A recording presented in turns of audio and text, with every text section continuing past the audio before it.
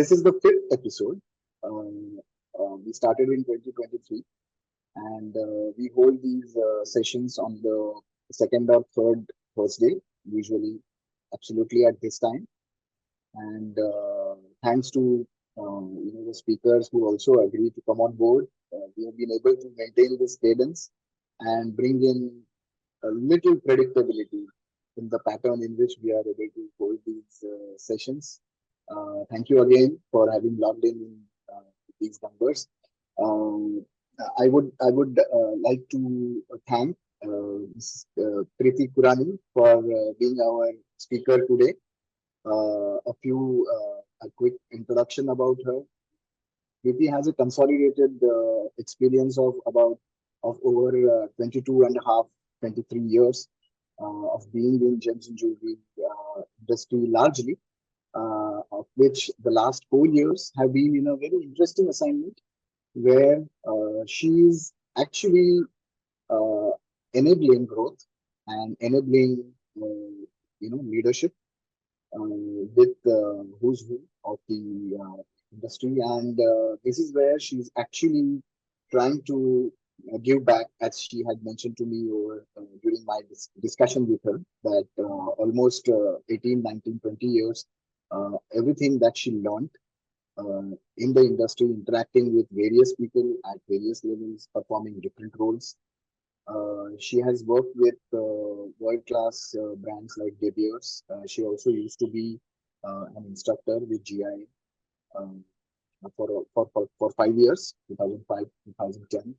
One of the anecdotes I remember about Preeti when we used to interact in an informal fashion is I don't know how many of you are avid followers of Bollywood, but I had attended one interview of Salim Khan, the famous screenplay dialogue story writer of the Salim Javed duo, and he used to mention Mr. Bachchan as very different, uh, with his ability to project a character on the screen. And he used to often mention that the way this guy, left-handed, and the way he would hold a pistol or a revolver would really be so intimidating that without even firing any arm, he would have achieved what he wanted to achieve. So on the similar lines, I remember in the first an introductory lecture that PT had taken for us, she said even before you have graded a diamond, or even before you have told your grade call of a diamond, either the buyer or the seller, whoever may be in front of you, is going to judge you by the way you hold the diamond in pieces. And the way you hold it, is going to define 50%, how your relationship is going to progress and how the transaction is going to progress. So, uh, posturing, I think that is what she was trying to say. Posturing is so important, while conducting any transaction of this nature. So, thank you for that input, Preeti. I hope you remember the anecdote. And I I'm don't, still, but you just jogged my memory. Thank you for that. so we are very sincere students, so we will carry Yeah. everything with us. Whatever you share with us, we'll carry it with us. So without much ado, I will request Shiv to kind of take on. Before that, our managing director, Mr. Sriram Natarajan, is also on the panel, and I would request Ram to, if you have something to share with the audiences, they will really be uh, very happy to hear. You're on mute. Thank you, Apurva. I generally find myself talking much more intelligently when I'm in mute. Now that I've unmuted, it becomes the real me. Yeah. First of all, I wish to welcome Preeti Kurani for this webinar series. There's you see, GI, and since Preeti, you are aware of GI. It's an institute, right, that has stood its test of time, 90 plus years, with a very strong legacy of leadership. Right, that's what it takes, right? It takes values, purpose, and a very strong legacy of leadership for an organization to stand 90 years, the test of time, the ups and downs. And so this is the value that leaders bring. And today, this series brings leaders from today's age, right, from today's day and age, who bring significant, make significant difference and bring difference in people's lives in the industry that we are in. And the fact that you're going to speak to us is, I'm sure, will make a difference to a lot of people, right, who are going to listen to you. So we're excited that you're here today. I want to thank the GIA team, right, for organizing. I certainly want to thank you for accepting the invitation to speak to us today. So looking forward to hearing from you. Thank you. Thank you. It's a pleasure and an honor to be back and be here, so thank you for considering me and inviting me. So pleasure is definitely all mine. So thank you for that. Well, thank you. Thank you so much, Apurva sir. Thank you so much, Ram sir, for that lovely introduction. And we were all very excited to get an insight into what leadership coaching is all about, and getting to know a little bit of perspective of what it is, looking from outside into what goes behind a leader, what goes behind making a leader, being a leader, and what are those values? What are those values that, like Ram sir mentioned, that help build a legacy, help maintain a legacy? So my first question to you, Preeti, is if we can begin with, if you can tell us a little bit about your journey in the world of business so far, and especially if you can touch a little bit about your transition from the traditional world of gems and jewelry into leadership coaching. Definitely. I like the word traditional because if anybody knows me, they know that traditions and norms have never stopped me. In fact, I've always followed extremely unconventional paths. And why do I say that is because when I entered the industry about 23 years back, I didn't come from the industry.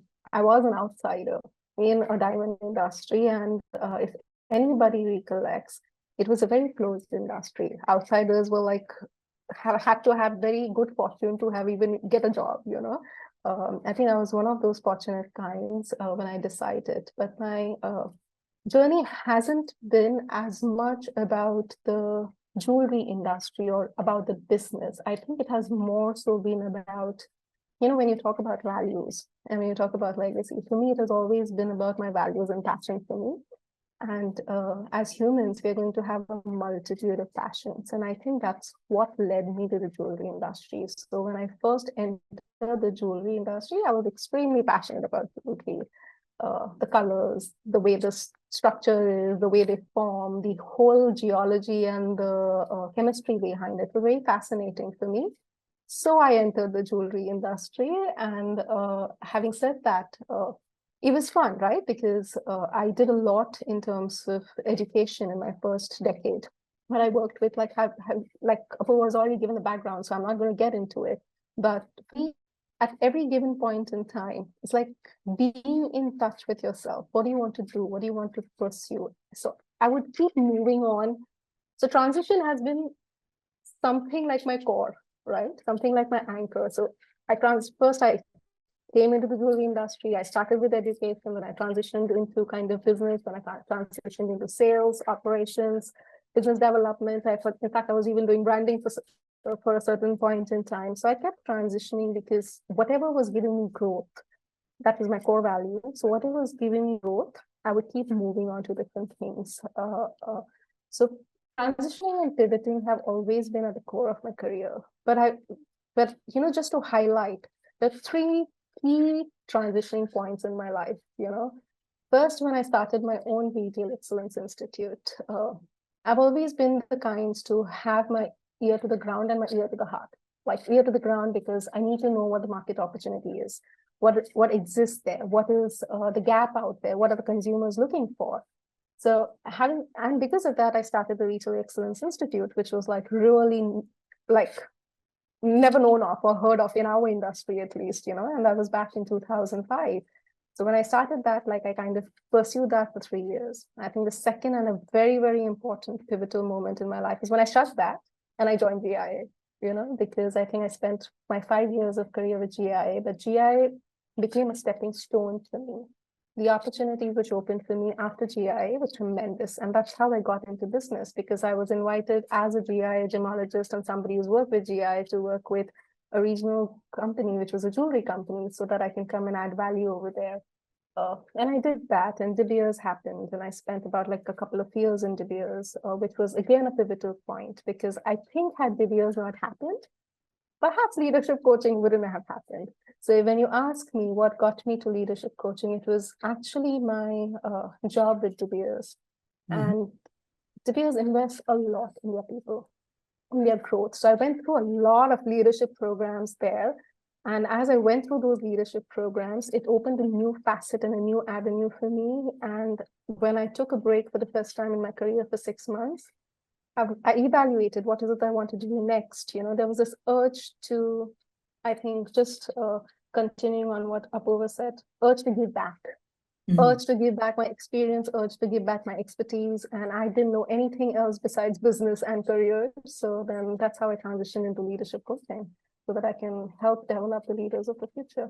So I think one must remain open to transitioning and pivoting. And I think these are my 2 core values, right? Which I kind of live by. Yeah. That's actually an interesting segue into the next question that I want to ask you, because you spoke about your personal values. I wanted to ask you, as an observer in your journey so far, if you were to list a few values that help make or break a business, what would those values be? And why would you say that those would form the key core values? Yeah, it's a very interesting question. I think from a making and breaking a business standpoint of view, there are several factors. I don't think they are essentially only the values, but values definitely make a business, and they definitely make a business successful. I think some of the key or common values which you will see pan industries, I wouldn't even say it's just for the gem and jewelry industry, though those are key for gem and jewelry. I think across industries, first is trust. Your customers need to trust you. They need to have faith in you. They need to know that what you're selling and what they're buying from you is absolutely worth it, and there's some ethical selling going on there. So trust is really, really one of the core values which most industries would have in common. Another is integrity, standing strong in their own values, standing strong in their own belief systems, how they conduct business, how they deal with people, how they build relationships. That will be another. Third, I think most successful businesses also have a very bottom-up approach, which is they start from the consumer first. What is it that my clients need? What is it that they're looking for? What are their pain points? What am I trying to solve for? They're also very relationship focused, especially our industry, right? Our industry thrives on relationships. If there is no relationship, there wouldn't be any business happening, right? So the amount, I think that is one of the core values of our industry, which is relationships we build with our customers. One key, which is my favorite, is adaptability. Like, are you adapting with the growing trends? Are you moving with the growing trends? Are you getting stagnated? Or do you have the urge to step out and challenge the status quo? I think, and there would be many. I'm just quoting a few because I think otherwise the list can go on like with another 3, 4. But these would be the few which kind of most businesses build on, which kind of help them make successful. And why? Because they're moving ahead with the time. They're valuing relationships with their customers. They are focusing on their customers. They're serving their customers, So all in all, these kind of help businesses grow. On the other side of it, values will never break a business because values are very positive, right? But what can break a business are limited behaviors and mindsets. which we have, right? Stuck in a legacy, systems, processes, beliefs, whatever it may be. Sometimes when we get stuck in the old ways of doing things, sometimes when we get stuck in not wanting to change, can break a business. And most importantly, and which is so true for our industry, bad customer experiences. If somebody has bought a jewelry from you and it turns out to be something else, there goes your trust and there goes the word of mouth. It's faster than anything else, you know. So we need to be very attuned to why, if a business is not growing, why is it not growing, and to kind of reflect on that and see where is it that you're getting stuck. What is stopping you and what is holding you back and limiting you back to move forward. Yeah, that's actually some of the points that you made, some of the values that you talked about, Preeti. I think those I think will resonate a lot with the audience. Trust, integrity, adaptability, relationships. I think these are some things that are very, very close to the gem and jewelry industry, but certainly stand true for any business, to say. Thank you. That was really a great input over there. I want to build a little bit on adaptability. You mentioned that as one of the key things, and that can make or break if you do not adapt. So Charles Darwin, the evolutionary scientist, has said that species that outlast others are not necessarily mightiest, but are the ones that are adapting to change. So how do you see, when you have these strong legacy values, in this context of adaptability, how do those values stand the test of time? They do, but it depends on what you're focusing on at a given point in time. Like, for instance, we have established, I don't think there is any argument here that adaptability is not key, right? Adaptability leads to long-term sustainability. I think one of the legacy principles of any organization would be long-term stability and sustainability. Nobody wants to start a business and wind it up in 2 years and move on. They want to build a legacy, right? So when that becomes their core grounding for long-term sustainability and stability, adaptability does become key, because you need to, like I mentioned earlier, you need to move ahead with times. You need to go on. My experience of working in the industry, as well as working through leadership coaching across industries, I would say there are common traits in leaders, which then they build on their legacy. One is that they are visionary leaders. They are open to adapt and change. They're more focused on the future as to, what's coming, what's next. They have very high perceptive abilities, and desire to kind of break the mold. They have a vision. They are kind of moving on to the future. Second is they have a growth mindset. They want to keep growing. They don't want to stagnate, right? They also have high EQ, emotional intelligence, as we call, and awareness. And what does that help with is, it helps you perceive the environment. It helps you perceive the nerve of the customers. It helps you perceive the nerve of your people, which kind of makes adaptability easier, So a high EQ is also very, very common trait. And other traits I would say is context and cognitive agility. These go hand in hand. You can't separate the two. Let me talk about context first. Context is, of course, where are you operating? For instance, what market, what are your consumers looking for, So what is the environment, even for your own organization? Where are you operating becomes your context. And cognitive agility is the ability to move fast with that context, So as the context changes, as the market changes, the agility to move fast with the context is kind of something which you will see as a common thread in most leaders, And they are building on the core legacy value of, we want to grow, We want to be successful, we want to make an impact, and we want to definitely have a long-term sustainability and credibility because they want to create their legacy.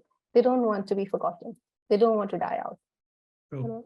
So, and legacy is built by people, and people will have these commonalities. So that's been my observation. And of course, these are not the only ones, but I would say these are key. Yeah. Great. But just on that point, if I may just add, while adaptability is key, I think one also needs to be conscious that we don't need to be adaptable for the sake of adaptability, you know? And that's where context comes in, because if your market, if your consumers, for instance, let me just give a very random example, right? If especially in our industry, the older generations are buying jewelry, they want the physical relationships. They want to come into the stores and experience, you know. But since the world is moving online, that doesn't mean you have to move online. If your customers are not moving online, you don't need to move online. So we don't have to be adaptable for the sake of adaptability, but we have to be adaptable if the situation and the context demands us to be adaptable, you know. So I think, yeah, that's just one key thing I would like to highlight on adaptability as well. Yeah, that's an interesting point. And especially adaptability and with context, with cognitive agility. You know, these are things that need to be looked at you know, more holistically, and not just for the sake of it. So Preeti, my next question to you is more focused on family businesses. Now you've worked with a wide range of you know, leaders who are at startups, who are leading large multinational corporations, as well as family businesses. Now, in your observation, what are the characteristics that that you think that there are some things that family businesses you know, struggle to change with times? But I mean, there is a lot of positive you know, with family businesses. So I also want to ask you if there are any characteristics which you think are their strengths, and this is something that no other business model could have. So if you could just touch upon these two aspects. One, what do you think are the things that family businesses struggle with, but also what are their strengths? Yeah. Let me begin with the strengths first. You know, I love to highlight always the positives first. I think their strengths are their legacy itself. You know, and when I say legacy, it is in terms of the number of years they have been standing strong and standing tall. They're doing something right to be around, because no business is going to continue if they're not making money, right? So they're definitely, the formula is already right for them. They just need to strengthen and deepen it. So believe in their legacy because they have it. They also have the experience before GI came in, ever, right? And the 4Cs happened. It's not that trade wasn't happening. It's not that diamonds never existed. They didn't even need to do a course, right? That experience of looking at a diamond, looking at a colored stone, looking at a jewelry was going on, passing through experience. So what they also have is experience of the industry, experience of the rate at which the industry changes. So that is something which also they need to know that they have that. Third is their customers. They are also standing strong because of their customers, because they're going on coming back. They've been able to retain them over the years. They're acquiring new customers. So these are something which I see as really key strengths of legacy businesses and homegrown businesses, you know, and it's something to definitely build upon. Having said that, I think what they might struggle with is adopting new ways of working, adopting new ways of thinking, you know, changing the way they're doing business. They have been doing business in a certain way, for instance, offline, you know, and then now shifting that business to online models, you know. They also family business is also highly reliant on looking for successors within their own family. But that may not be necessary, and that may it's very important. You can still keep the top leadership from your family, but you also need to hire from the outside, because what the outside brings is a different perspective. It's a different mindset, and especially the younger generation, because they have a very different, like the Gen Z is very different from the millennials and all the newer generations which are coming. So having them also in a part of your leadership team, and I'm not saying at the bottom, having them as a part of your leadership team will also help them grow, because they will learn from them and adapt from them. So I think having outsiders coming in is also key, for and sometimes they might be struggling with that to let them in from the outside. So yeah, that's an interesting point. So again, in context of family businesses, there is a point that you touched upon, which is about succession. Now, I want to ask you, Preeti, as a leadership facilitator, how does a leader, and predominantly in a homegrown family business kind of a setup, go about evaluating their succession to build a stronger legacy? I think irrespective of whether it's a corporate environment or a homegrown business, I think the points to evaluate should be the same, because what is the reason you're looking for a successor? It's because it's time you need to step down. And that means you need that successor to take on your legacy and carry forward that legacy. So first thing first is, do they have the passion? Do they believe in your business and legacy as much as you do? Do they have the mindset to build on that legacy, or break it down and like, okay, well, let's do something else, and do differently? That doesn't work, right? Because the name may stay, but then everything else kind of gets diluted. So they also need to have that capacity to build on that legacy. That means you need the right skills, right mindsets, right competencies, right attitude to be able to lead and take forward that business. So the way I like to always tell my leaders, when I'm working with them, success shouldn't be by default. Okay, the oldest member in the team, or he's going to feel bad if he's not going to be the manager when I move out. It can't be the oldest member of your team, or it can't, it has to be the one who's the most capable and the most apt for taking it forward, So it should be by design. Succession should always be by design and not by default. I hope that helps, and I don't think, and I think this shouldn't change irrespective of whichever industry you're in, or whether it's a homegrown family business or a multinational corporation. They should be looking for the same element. Yeah. Absolutely, absolutely.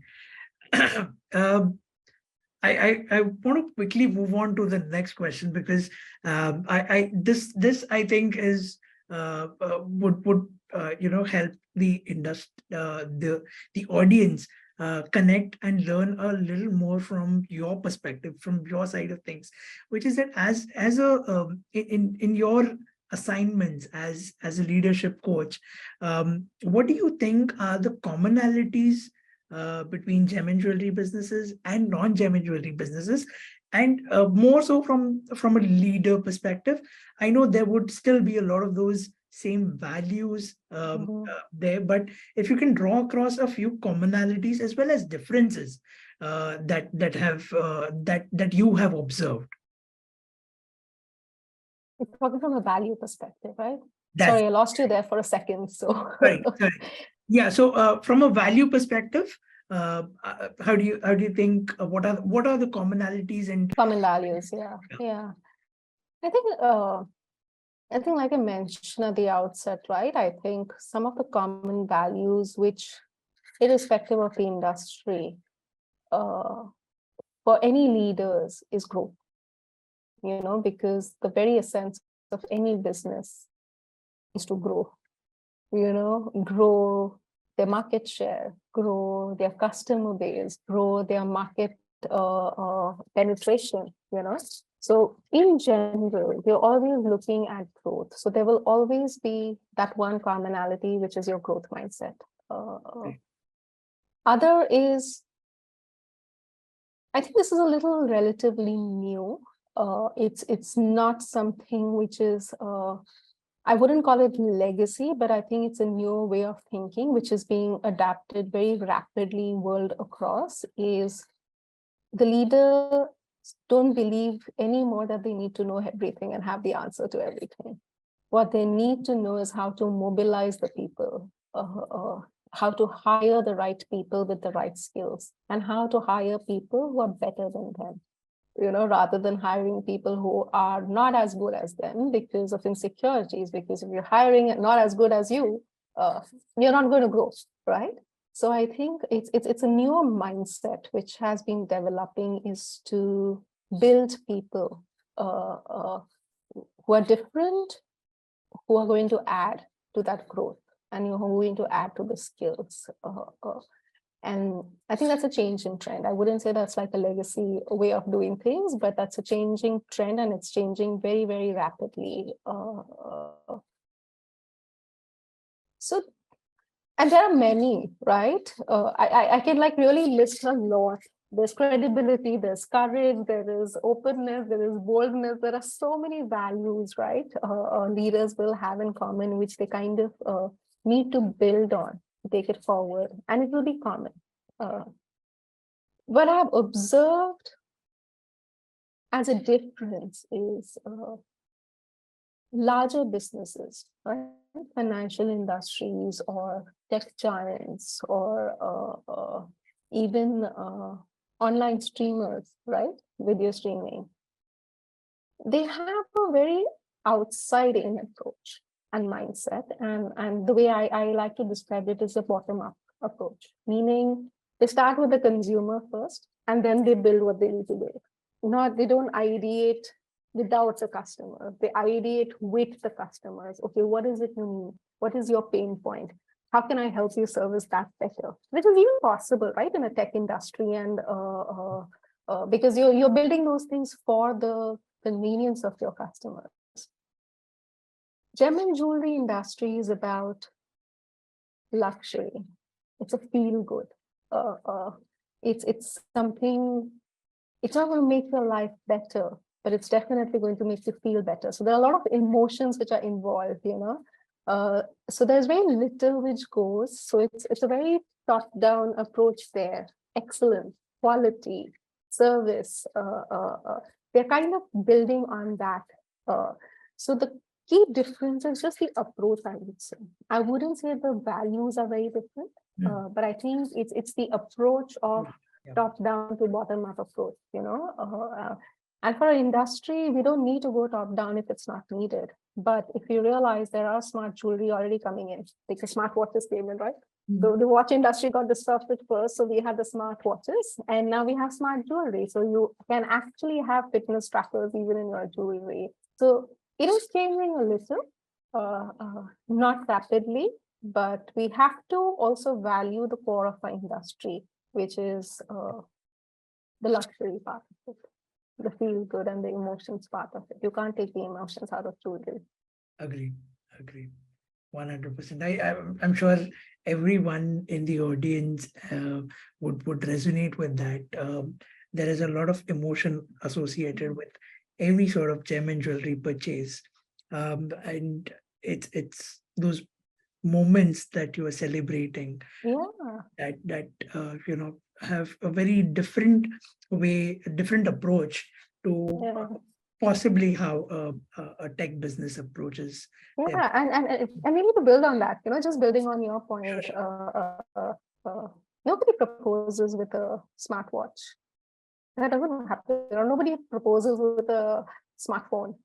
People do propose with either a diamond ring or another ring, so whether it's proposals or with celebration of your promotions, or whether it is passing from one generation to another, it's the jewelry. And we need to appreciate that very foundation of our industry, which has helped us thrive so far, and it's going to continue. That's not going to change. The reason why people buy jewelry. Absolutely, absolutely. Preeti, my next question to you is, although it's not coming from the audience, on behalf of the audience, who many of them are, young impressionable minds from all GIA alumni family, and when we talk to them, we sense a lot of this restless discontentment, and as a in a positive way, the ambition, the aspiration, and just that infectious enthusiasm. But many of them are at that crossroads, at that juncture where some may have a family business, whether they want to continue that or whether they want to do their own startup. And even many of them who like you, are not from the gem and jewelry industry. So when they look to when this sort of an audience wants to start their own business, what do you think, is there some sort of a formula for business success? And I just, maybe we can connect it back to somehow the values that you need to have as a business leader. So is there a secret formula?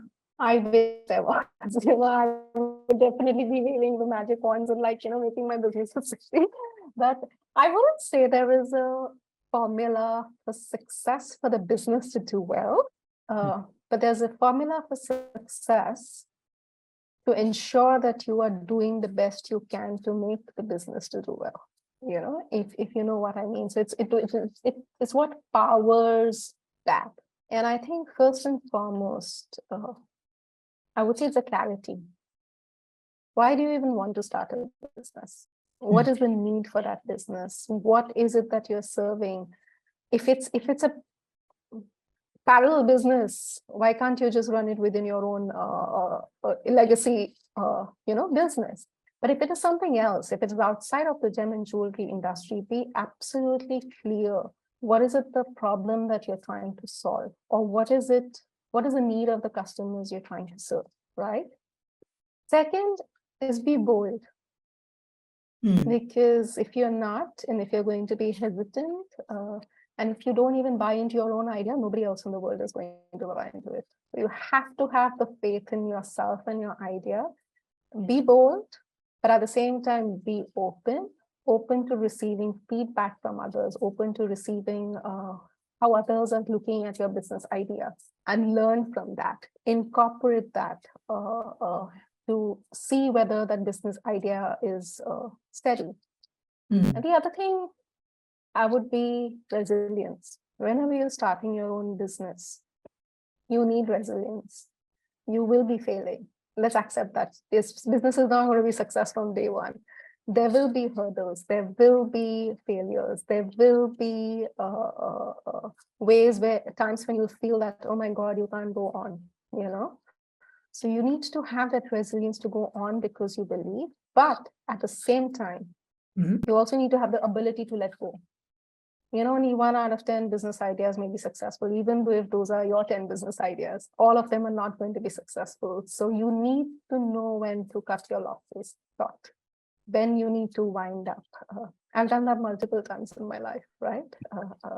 There were no losses, but when GI offered me a job, I wound up my business because I felt there was more gain in working with GI than running my own business. So you need to evaluate and be really open. And it was never a failure for me. It was a choice I made, to shift. So have the ability to let go and trust your vision. Trust that the idea you're going to bring is going to make a difference and you are going to make it successful. So when you have all of this, which is all mindset related, right? Bold, openness, courage, trust, faith, belief, you will then look for avenues to build on that. And then you will have a definite, and I don't need to talk about the skills. They can go to MBA schools and they can use their parents' advice, but then you have a right business model, right customer relationships, right partnerships, right vendor. But spend that time on yourself first, to solidify that idea. And I don't know, I mean, I don't know whether this is helpful or not, but just to quote, like after 20 years in the business, everybody was like, what are you doing? Why are you shifting to leadership coaching? And I was like, no, this is what I want to do. This is what I believe in. And I am quite sure that I'm on the right track. And this is what is going to be needed for the people going forward. I jumped in because I believed, I had the courage. I failed in the start. I had no money. It was not making money for the first couple of years, but then it picked up and then it worked. So it's the ability to go on, but I would have let go. If nothing would have happened after 2 years, I'll be like, okay, fine, let me just go back to the business, of diamonds and let's just continue there. So be detached. Don't be so attached and emotionally attached that you are never able to let go. So I think these are the things which kind of I would recommend keeping in mind when you want to go for a startup. Wow, I hope the people in the audience who would have thought of this or are thinking of this are definitely making notes, because there was a lot in that to unpack and some great advice. Preeti, my next question to you is something you touched upon. You mentioned the importance of education in that sense, right? The training that's there, what impact do you think a professional training, and maybe in this context, this audience, maybe, let's say a gemological training for that sake, how does that help a business leader or even the next generation leader prepare, and how does that help them, what this sort of a training? It's a brilliant question, especially from people who come from within the business. They may not really look at education, but I believe education is key. It is instant credibility. People from the outside don't know you. They don't know that you are born in this family and you come with like years of experience and you have the knowledge what you're speaking. They don't know you, and for them to trust you, I think, like I said, the industry works on trust, and the trust comes from credibility, and the credibility definitely comes from professional education instantly. Then of course it'll be your work and your magic which you'll do in relationship building and all of that, but I think the stepping stone is definitely credibility, and what a professional education will guarantee is that. And right now we are looking at it from a gem and jewelry perspective, but let's look at it from a business perspective, right? Yeah. As business-minded as you may be, as fantastic as you may be doing, and as perhaps better you may be than all the leaders outside, an MBA matters. It's like instant credibility, whether the person is good or not. It's a different thing altogether. So similarly, in our industry, I think which really works on trust, which really works on knowing that what you're buying is worth the money and worth the value, that's what an education provides you. So you must invest in it if you're serious about continuing in this industry, for sure. Excellent. Really, I want to, I know you mentioned a little bit about your GIA experience, right at the onset, but I want to slightly, I mean, not just as an instructor when you were with GIA, but as a student, as someone who's gone through that experience of tardies and all the stones, grading and identifying all of that. So I wanted to learn how was that experience for you, and in context of your experience with the gem and jewelry industry, how did that help you? So, when I did GIA, interestingly, I had already finished my GII. So I was also coming with a certain amount of knowledge But what I learned at GI was something very different, right? The ability to firstly understand from a diamond perspective the 4Cs, right? They are the creators. You have to learn from the creators of the 4Cs what the 4Cs really mean from a diamond perspective. So the way I was grading earlier was very different from way GI grades, absolutely different. So then I realized, oh my God, I've been doing it all wrong. You know, it's not really the way. One is that. Second is from a color stone perspective, right? From a pearl's perspective, and all the rest of the things, the origin, the inclusions, the colors, the extent to which you can grade the colors as well, you know, the impact of the cut on the diamond, even in colored stones, while there is no standard, you do understand that as a value, it does matter, you know, all this does make a difference. So you start seeing it from a very different perspective. To me, GI education, I believe if you're in the industry and if you want to, and I'm not saying because GI has invited me, let me just make that clear. I'm saying it because one, it gave me instant credibility because I was running my own institute, like my Excellence Institute, when I was kind of doing my GI course.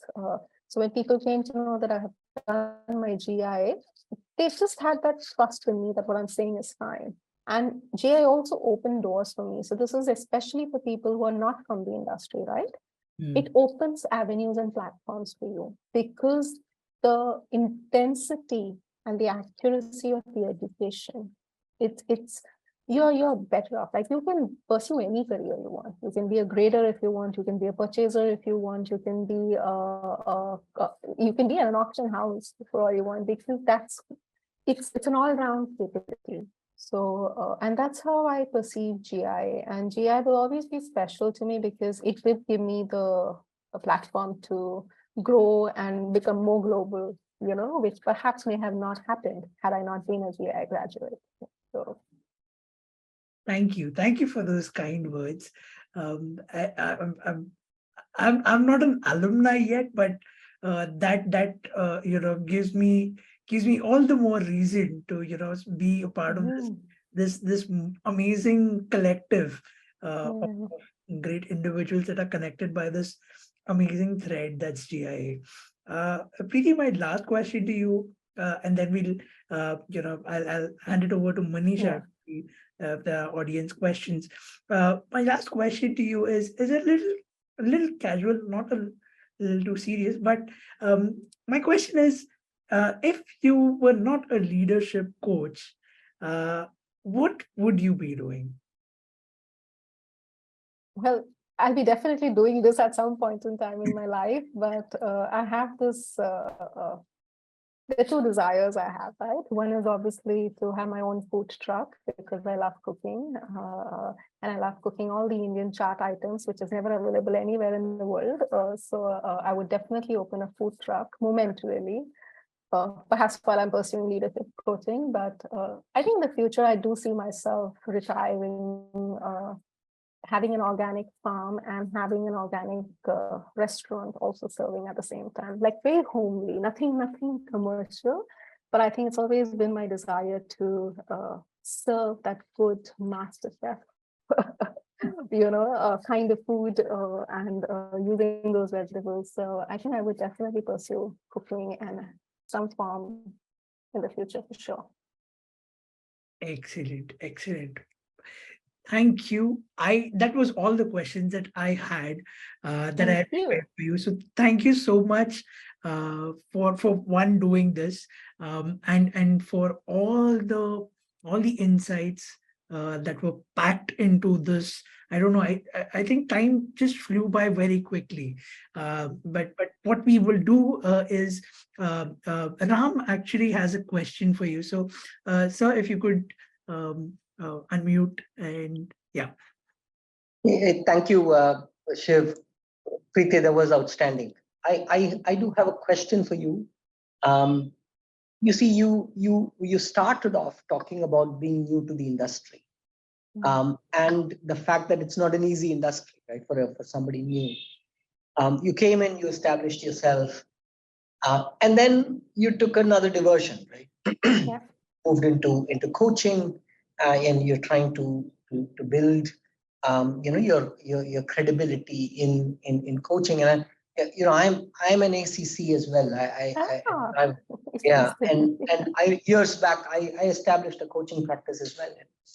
Now, the question that I have for you is, I mean, we either in the early days of the jewelry industry or as you got into coaching, were there times when you said, "My God, this is enough. I just need to get out of this," right? And if yes, how did you convince yourself to stay on, and how do you continue to do that? It's such a beautiful question, Ram, because trust me, in every job I felt that, I've had enough of this, and I think I need to go ahead and do something else. I don't, it may be very different for other people, but let me share my thing, right? I realized after 20 years, and perhaps after becoming a coach, that for me, I was always wanting to give up because I was somewhere not living to the true potential of mine and what I really was meant to do in life. As much as I was passionate about jewelry, I think I have always been more passionate about people and people development, which I realized after 20 years of my career. So it was always like, okay, for me, it was always what's more? What more can I do? What next can I do? So there's always this restlessness in me, which I can say in 4 years, I have not felt even once, which I would always feel every 2 years in every single job. I think I quit GI at least 2 times, even in the 5 years I was working. But say I want to do something else, it's not enough. So one is, are you living aligned to what you're truly passionate about? Because first that discovery takes time, and it's okay. Because I still appreciate my journey, because I wouldn't have been a leadership coach had I not had that corporate background, So having said that, one is that. Two is every time I feel like giving up, I'm also asking and questioning myself, right? Am I just giving up because I'm bored? Am I giving up because I'm facing challenges and I think I'm failing rather than winning? Or am I giving up because there is like this whole, environment telling me that, okay, no, this is never going to work out. It's never going. So I think it's also coming back and connecting to yourself. And if you feel that this is what you're meant to be doing, then you have to tread on. You have to push on. Because if you don't, nobody else can do it for you. And if you don't, you'll never know what that horizon and what that success is going to look like in the future for you. So resilience is key in kind of going on. But like I said, every time the ability to let go also needs to be coming with resilience, because I'm very resilient, but I'm also extremely aware of what I need and what I want, and be very open to shifting whenever it is, So I think they kind of go hand in hand, I would say. I hope that answers your question. It absolutely does. I think you brought in a very interesting point. I mean, it is resilience, but also the ability to let go. I mean, one could think of that as as two sides of the spectrum, but it isn't, right? I mean, resilience sometimes is also about knowing what to do and what not to do. Yeah, So absolutely. thank you, appreciate that. Thank you. Thank you. Thank you so much, Ram, for that question. Manisha, I'll hand it back to you now. So if there are any questions from the audience, if you have any questions of your own, I think this would be the best time. Sure, Shiv. Thank you so much. And wow, such a wonderful session it has been so far. It's so interesting.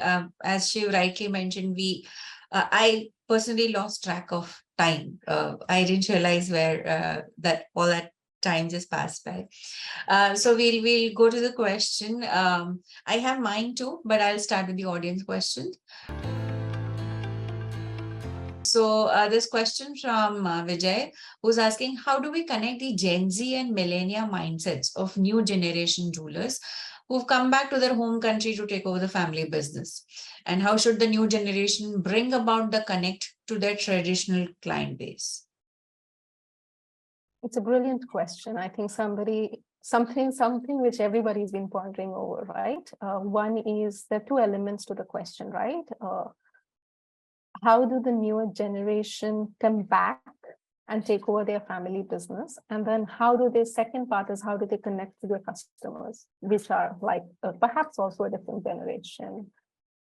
I think there are many examples, if you'll see in the industry, or at least I know of, that when the newer generation, they do their learning and education and everything, and they come back and they're indeed coming back and taking over the family business, they also need to bring those competencies in and evaluate again with an open mindset as to, okay, now that I have acquired these skills, how do I integrate them into the family business? Key element is what's working and what's not. What can be built upon and what has become redundant as a practice and it's not going to add value or any gains financially or even from a growth perspective in the future. And be open to shifting those which are not working and strengthen those which are working. So an evaluation becomes key because you are coming in with a different skill set, which the earlier generation perhaps doesn't have. So you are also coming with a different perspective. You are coming in with the nerve of your generation, so you really also need to add that dimension because it's an added dimension to the legacy business. It's not changing the legacy business. It's just adding another dimension, another perspective to that business to build on that. The second comes the customer, right? Like how do you kind of connect to the traditional client base? My question is, do you want to connect to the traditional client base? Because your earlier generation is connecting to the traditional client base anyways. Let them do their work. Why don't you connect to your generational client base? Because you know them. You have a network there. You have an understanding of them. So why not connect to that younger generation of your clients? Because your clients believe in you, they trust you. Bring in the next generations in, expand the business, And as far as, and if there's a really succession which has happened and you are indeed taking over the older generation, relationship, customer first. What is it that they need? Not what is it that you want to provide them and how you want to provide them. How do they be serviced? How do they want to be handled? How do they want to be spoken with? Keep them at the center of it, you'll be just fine. Because the moment the focus becomes them and not you, it makes it very easy to then kind of, go on along. Right, Preeti. Very well said. So basically, it's about probably doing that deep diving and understanding what is it that you exactly want to do, should be doing, need to do. Great. I'm sorry, I'm just like adding and making it easier for everybody else. Pause and take a helicopter view. Yes. You will see things very, very differently. That's it. Yeah. Right. Interesting. Great. I'll also ask the question that I have in mind. I don't want to sound really very sexist, but this has to come. The industry is predominantly men oriented. So any instances you think of wherein you either you faced any kind of gender bias or you have coached leaders, women leaders, who've been facing this, anything around this? I think I can share my own experiences, right? I have faced gender bias right from day one until the last day of mine in the industry. It's very natural. And it's not just because it's a male-dominated industry. Yes, it is a male-dominated industry, but I think bias is rooted in our culture, because men are supposed to be the breadwinners and women are supposed to be the house caretakers. So there is bias deep rooted over there. Now, when I entered the industry, of course, the preference was always for my clients to talk with my bosses who were male. Had I not had the resilience then, and I would be like, okay, this is it. You have me, talk to me. My boss is not coming in for the next 2 days. So either you wait for 2 days or you talk to me, I literally had to kind of take a tough stand and get my way in. It changes because let me tell you this. It's not that men are not open to having women in the industry. It's just that they haven't seen them before. But if once they interact with you, once they know that you have the skills and once they know you have the capabilities and you're doing right by the business, there is no way they are going to stop you, right? So it is about, I would say to the women, remove the bias from your own head. For me, I have always looked at myself as a person, and I've always looked at others as a person. I have never looked at them from a gender perspective. So when you're interacting human to human, person to person, it all becomes equal, so just do that. And you can't suddenly change the industry and suddenly have women coming in and little men. It's not, the ratio is not going to change. The ratio is going to remain what it is. But I don't think that should be a deterrent for not working, because I think my career, I've worked with international global organizations, multicultures. It's never stopped me from getting the opportunities as an outsider even as a woman. So focus, carry like a horse with blinders. Just go on, do your thing. True. Yeah. True. And as you very rightly said, the change begins with us. Maybe we need to change our perspective, and as much difference as we can make. We cannot change everything overnight. Very right. Yes. Yeah. Right. So we'll go to the next question. There's a question from Nancy who's asking, what are your thoughts on people? Are they people as born leaders versus people as made leaders? Fantastic question.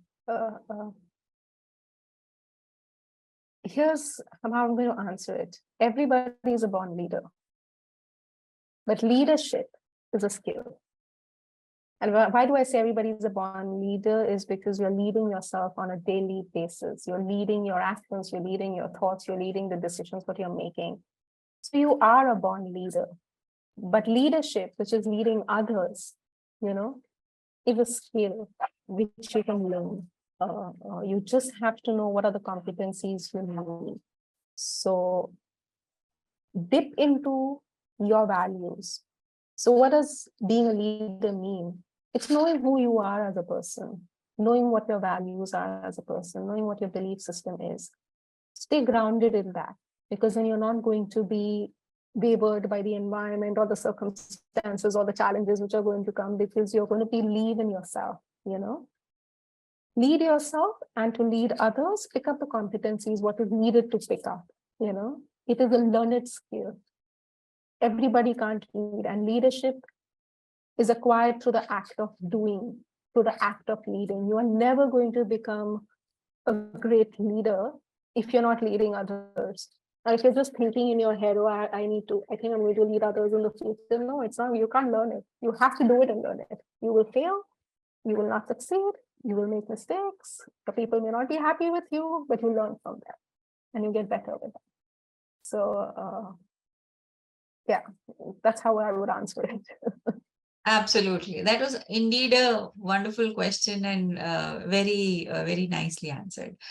I would request if anyone else has questions, they can put it either in the chat or the Q&A section. I have one more.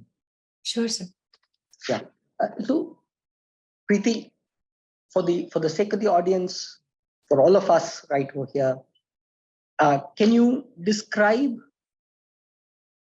a coaching client, or in other words, who can use coaching? Okay, if you'll ask others, I think we'll have a very different perspective, because I think coaching has been like reserved for the top leaders. I believe coaching is for everyone. So even as a coach, I work with people across levels. And why do I believe that? Because coaching is for the person to become better. It's for the person, and better what? Better person, better leader, better husband, better wife, better everything. You know, all across all roles of your life. It just makes you better. And why does it make you better? It's not because you are not good enough. It only makes you better because what is constraining you are your learned behaviors and mindsets which you have picked up along the way. Fear of judgment, fear of deception, fear of your own biases, of other people's biases. So like you were born big, occupy that space, but our environment, our situations, our circumstances, people judging us, we start feeling small. So as a result of which, then we are not able to move forward. Coaching makes you bigger again. So any problem you see, it's very small. So it's like you become the mountain and the problem is small, versus the problem being the mountain and you being small, you know. Coaching connects you back to that wholeness and that resourcefulness of yourself. So anybody and everybody can be, coaching is for everyone. But having said that, I'd also like to highlight here that not everybody can be coached. And not everybody can be, it will be the right time to coach, because coaching is a lot of inner work. It's not outer work. There's a lot of inner work. You need to have the courage to address your demons, recognize your blind spots, change and shed those behaviors. And if you're not ready to be coached, you won't be able to get value out of coaching. So I think the first and foremost step, even when I am doing leadership coaching, is we do all chemistry sessions. The client is judging me whether they want to work with me, but I am also judging the client whether I want to work with the client, not because I don't believe in the client. It's because I feel the client is not ready at this point in time. So it'll be a waste of money for them to work with me. And I say it as that, you know, I'm very honest with them. So coachability happens. I've had leaders, Ram, to your point, where the first time I coached them, I hated coaching. They came back to me after 2 years, and I'm coaching them since like 1 year, moving from one position to other as they're transitioning into their, it's like because new things happen. So try coaching. If it doesn't work for you, don't believe it's never for you. It's just not the right time for you, is what I would say. Thank you. Thank you for asking that question. Great.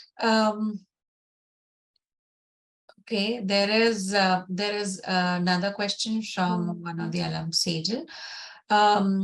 The question is how to tackle a few communication issues with the workers, since some of them are used to the superiors yelling and shouting. However, that is not me, but I'm not liking being taken for granted, because results via discipline is everything. So it's a beautiful question. Yeah, we don't need to yell and shout, right?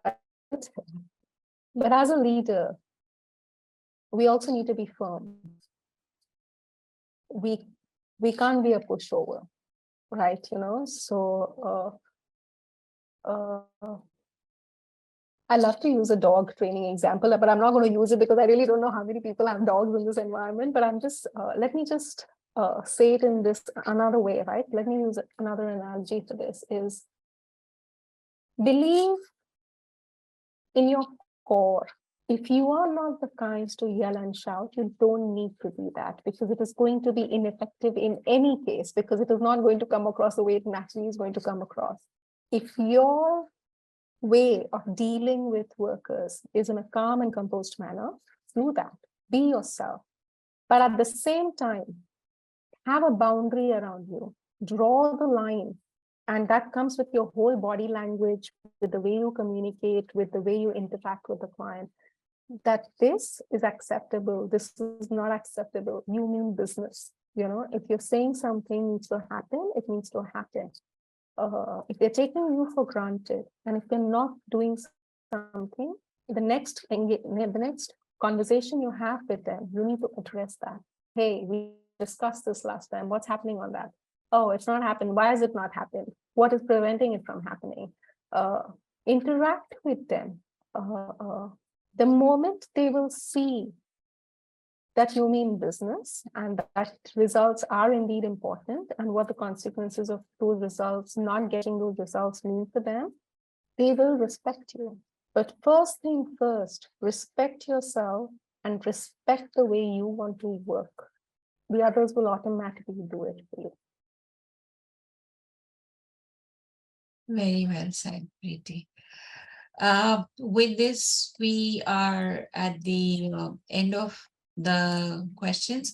I would now like to invite Apurva sir to address towards the end of the session. Yeah, so thanks, Preeti, so much for being. I mean, everything that you said. Very few of them were really reminders for me. Most of it was absolutely blue ocean.